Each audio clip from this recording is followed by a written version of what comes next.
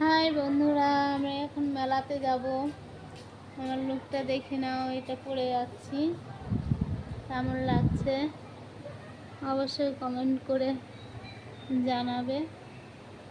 বুঝতে পারলে প্রচুর গরম, তার জন্য শাড়ি পরছি না, এটাই পরে যাব।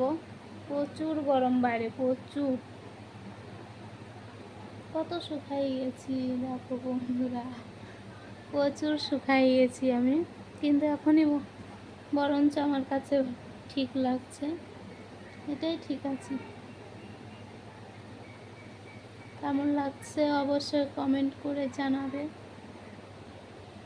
আমি সাজতে পারি না, তবুও বলবে কেমন লাগছে, ঠিক আছে।